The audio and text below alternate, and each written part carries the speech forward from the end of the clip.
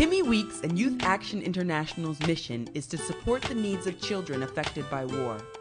Currently, they have a presence in 6 countries in Africa.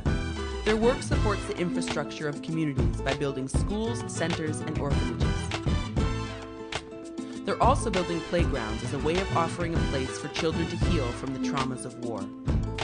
Youth Action International also provides economic assistance by offering scholarships, microcredit loans, and special skills training. There is no reason children should be living in these conditions, and I said I would dedicate my entire life to making sure that no child went without food or water or medicine. I would like for Liberian children to have a better life, a brighter future. I want to see a peaceful country, and I'm happy to be a part of, in a small way, of making that happen.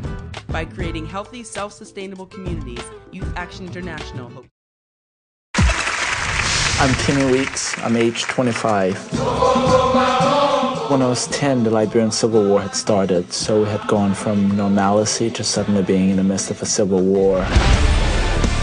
People were getting killed, women were getting raped, houses were being burned, children were being used as soldiers. My mother and I was forced to be in a display center. We had access to no food, no water. People started to die, children started to die. Eventually, I became so sick that I was pronounced dead, and my body was taken out and just thrown in a heap of dead bodies.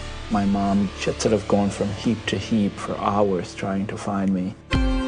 That night was when I made the vow that I would spend the rest of my life ensuring that no child went without food or education or water.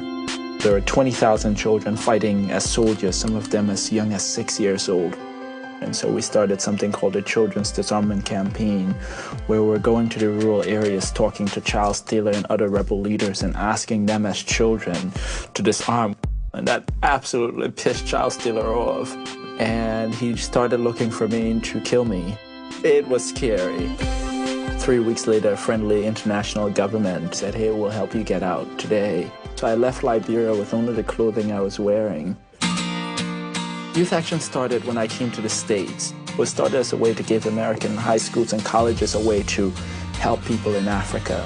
We set up country offices in Liberia and Sierra Leone the first year, and now we're in 6 post-war African countries, helping thousands of people.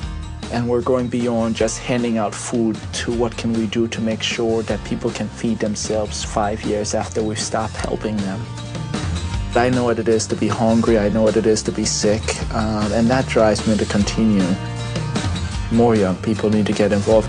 We've got power in numbers. I mean, our generation could go down as the generation that ended world poverty.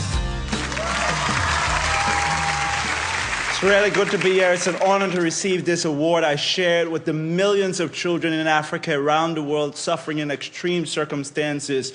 We will rise again. Thank you.